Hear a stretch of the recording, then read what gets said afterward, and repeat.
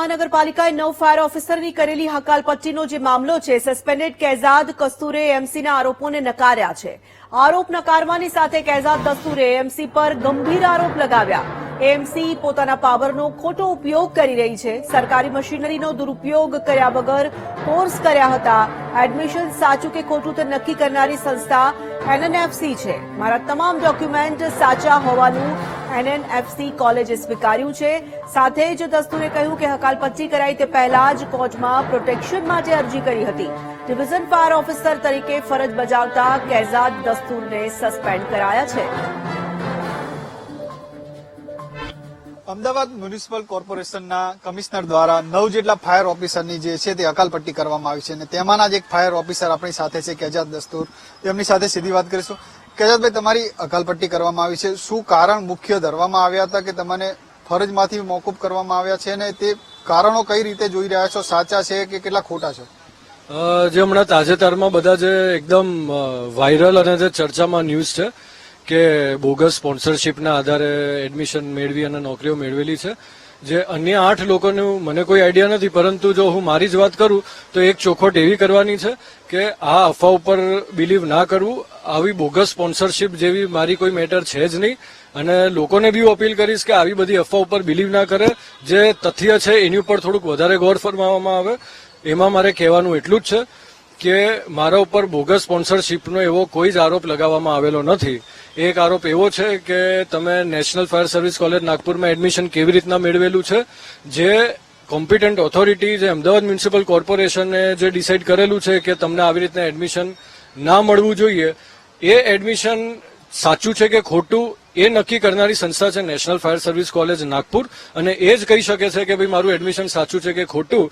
જે આ સમગ્ર ઇન્ક્વાયરી અને ડિપાર્ટમેન્ટલ પ્રોસિડિંગ દ્વારા દરમિયાન એ પ્રૂવ થયેલું છે કે મારા તમામ જે ડોક્યુમેન્ટ્સ છે, જે સર્ટિફિકેટ છે, બધા જ સાચા છે, જેનો લેટર બી એમને મળેલો છે નેશનલ ફાયર સર્વિસ કોલેજ દ્વારા। તેમજ પોલીસ રિપોર્ટમાં બી એ સાબિત થયેલું છે કે મારી કોઈ બી સ્પોન્સરશીપ ઓથોરિટી છે બોગસ નથી અને બધું જ વ્યાજબી જણાઈ આવેલું છે। તમે કહી રહ્યા છો કે જે પણ સ્પોન્સરશીપ હતી તે યોગ્ય છે, પણ કમિશનર દ્વારા એવો આરોપ લગાવવામાં આવ્યો છે કે તમે જે કોર્સ કર્યા છે તે ખોટી રીતે કોર્સ કરીને જે છે તે નોકરી મેળવી હતી, તેને કઈ રીતે જોઈ રહ્યા છે તે આરોપોને? એ આરોપો એવા છે કે મેં 3 વર્ષમાં 3 કોર્સ કેવી રીતના કરી લીધા છે, એના માટે તો મારી અપીલ એવી જ છે કે જે 3 વર્ષમાં મેં 3 કોર્સ કરેલા છે મેં મારી કાબિલિયત ઉપર કરેલા છે। મેં કોઈનો સહારો લીધો નથી, કોઈ ગવર્મેન્ટ મશીનરીનો દુરુપયોગ નથી કર્યો। તેમજ મેં જયારે આ કોર્સમાં એડમિશન લીધું હતું ત્યારે હું અમદાવાદ મ્યુનિસિપલ કોર્પોરેશનનો કર્મચારી જ નહીં હતો, મેં તો પ્રાઇવેટ સંસ્થામાંથી કર્યું હતું ફોર માય ઓન ડેવલપમેન્ટ અને એ it is for my education. Education is my right. તમે કેવી રીતના કહી શકો કે ભાઈ મારે આ 3 કોર્સ 3 વર્ષમાં ના કરવા જોઈએ, જ્યારે national fire service college admission આપનારી ઓથોરિટીએ છે અને એ લોકો જો એવું કહી શકતા હોય કે ભાઈ આમનું બધા જ ડોક્યુમેન્ટ્સ એડમિશન બધું જેન્યુઅન છે, આમાં કોઈ ખોટું મિસરિપ્રેઝન્ટેશન મિસકન્ડક્ટ થયું જ નથી, તેમ છતાં એ લોકોએ એ વસ્તુને તો માન્ય ગણી જ નથી। એમને એ તો કોઈ દિવસ આ વસ્તુ કન્ક્લુડ કરી જ નથી કે આને કોઈ દિવસ ધ્યાનમાં લીધું જ નથી। 3 વાર અમારી પાસેથી જવાબ માંગવામાં આવેલા હતા આ બાબતે, પણ એ લોકોએ કન્સિડર કરેલા જ નથી। અને પછી એ લોકો જો આવો ઓર્ડર આપી દેતા હોય કે ભાઈ અમે આ બધું ના ચલાવીએ, તો ભાઈ કયા આધારે એ લોકો આ બધું કરે છે કે why is the authority using its power like that? આ મિસયુઝ ઓફ પાવર છે। તમારા જ્યુરિસ્ડિક્શનની બહાર તમે કોઈ વસ્તુને ચેલેન્જ કરી જ નથી શકતા। જો તમને એ ગ્રીવન્સ હોય કે મેં એડમિશન ખોટી રીતે લીધું હોય, તો જેને એડમિશન આપેલું છે એની ઉપર તમે શું પગલાં લીધા છે? એની ઉપર તો કોઈ પગલાં જ નથી લેવામાં આવ્યા। એ લોકો આ બાબતે ખોટા છે એટલે એ લોકોએ નેશનલ ફાયર સર્વિસ કોલેજને કોઈ નોટિસ નથી આપી, કોઈ એ લોકો ઉપર ચાર્જ ફ્રેમ નથી કરવામાં આવ્યો, પરંતુ મને ટાર્ગેટ કરવામાં આવ્યો છે કેમ કે આ વસ્તુ કોઈ કારણોસર આ પર્સનલી મેટર લેવામાં આવેલી છે। મારા તરફથી કોઈ જ રિક્રુટમેન્ટ કે એડમિશન દરમિયાન કોઈ પણ પ્રકારનું મિસરિપ્રેઝન્ટેશન કરવામાં આવ્યું નથી, તો ફોર્જરી પણ કેવી રીતના થઈ શકે એ મોટો સવાલ છે। હવે કઈ રીતે સમગ્ર લડત લડશો, કારણ કે તમને હકાલપટ્ટી કરવામાં આવી છે, ન્યાય માટે કઈ રીતે હવે માંગ કરવાના છે? એમાં હું તમને કહી દઉં કે જે હકાલપટ્ટી કરવામાં આવી છે કે જે ટર્મિનેશન ઓર્ડર છે, એમાં પણ મેં પહેલેથી જ કોર્ટમાં ઇન્ટરિમ પ્રોટેક્શન લઈ લીધું હતું, કેમ કે મને ખબર હતી કે પહેલાથી આ લોકો એવી રીતના ઓર્ડર લેશે કે તમે લોકો કોર્ટમાં ના જઈ શકો।